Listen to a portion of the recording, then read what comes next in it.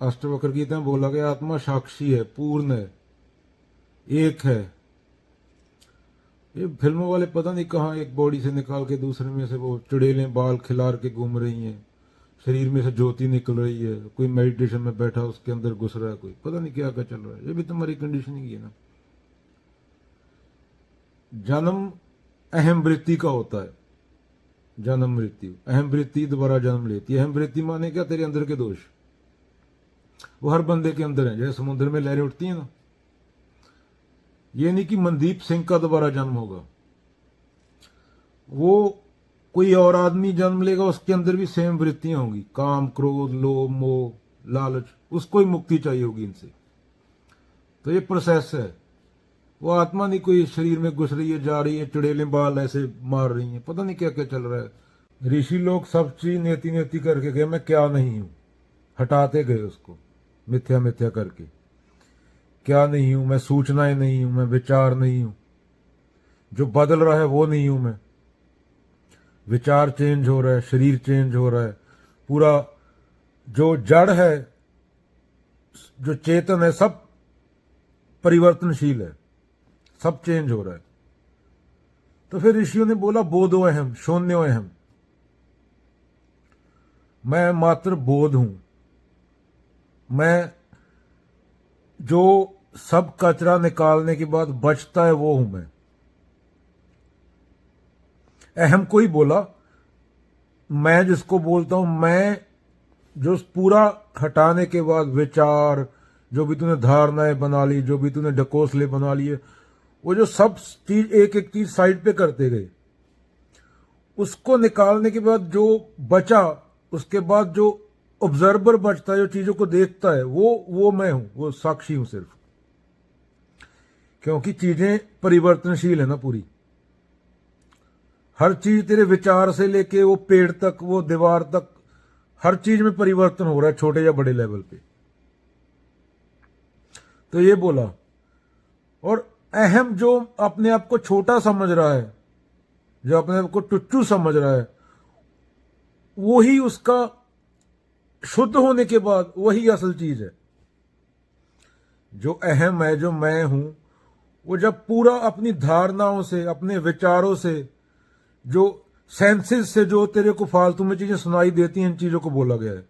सुनाई दिखाई जो भी तेरे को देता है, क्योंकि सब चेंज हो रहा है, एक एक चीज चेंज हो रही है।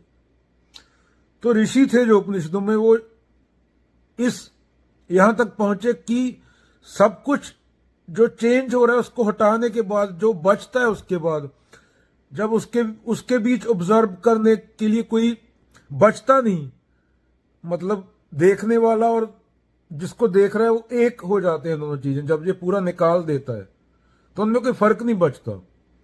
तो फिर वहां पे आके अहम ब्रह्मास्मि बोला है, अहम का ही शुद्ध रूप। पुनर्जन्म के साथ भी बहुत खिलवाड़ हुआ। पुनर्जन्म वृत्तियों का हो रहा है, एक मानसिक तौर पे वो अलग होता है, वो डिफरेंट चीज है, उसको भी पुनर्जन्म बोल सकते हो, जो चेंज है, जो परिवर्तन है। वैसे जो पुनर्जन्म है वो वृत्तियों का हो रहा है, प्रकृति में वृत्तियां हैं। जैसे सागर है, अभी ये सागर है, इसमें लहरें उठ रही हैं। एक लहर का नाम रख दो मनदीप, दूसरी का रख दिया तरुण, तीसरी का रख दिया कुलदीप। उसके अंदर वृत्तियां सेम होंगी और चाहिए होती है सेम चीज, मुक्ति। आदमी इधर उधर भागता है, तो उधर गया पैसा इकट्ठा कर लिया, लड़की के पास गया वहां मुक्ति मिल जाएगी, यहां गया पावर मिल गई मुक्ति मिल जाएगी। चाहे वो मुक्ति रहा होता है, उसको पता नहीं होता, उसको चाहिए मुक्ति होती है।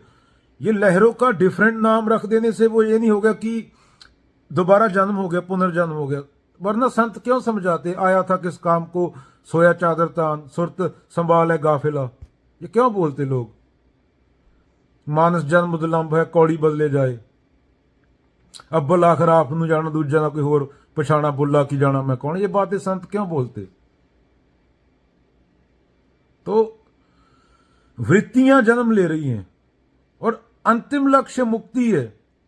ये खिलवाड़ हुआ इंडिया के साथ, पूरे के साथ, कि ये फिर जन्म होगा, फिर जन्म होगा, अगले जन्म में, इस जन्म में पाप कर लो, अगले में सही हो जाएगा, अगले में सही।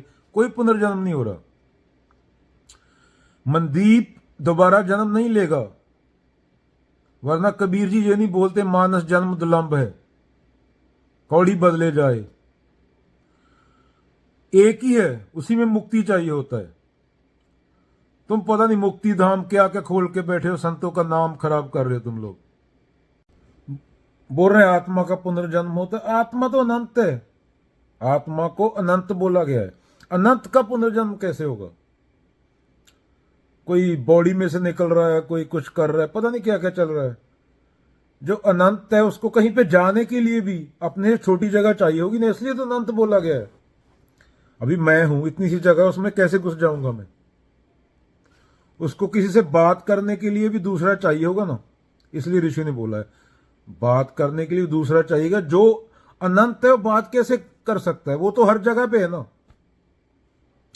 अनंत माने जिस बड़ा भी नहीं बोल सकते, मतलब जिसकी कोई सीमा ही नहीं। तुम लोग पता नहीं क्या क्या कूड़ा कचरा बना के रखा है। तभी तो बोला एक मतलब हम इग्नोरेंट बनने की कोशिश करते हैं, चीजें सीधी सादी होती हैं, पर हमारे दिमाग में क्या क्या डाल दिया जाता है पता नहीं।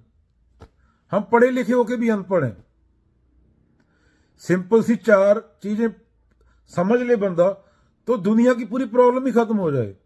हम बंदरों की तरह लड़ रहे हैं, किसी का हीरो पुतिन है, किसी का हीरो इजराइल का नेतन्याहू है। सिंपल सी बात है, सिंपल सी बात समझी होती है दुनिया में अरबों बंदा, अरबों प्रजातियां बच जाती खत्म होने से, पर समझे नहीं हम।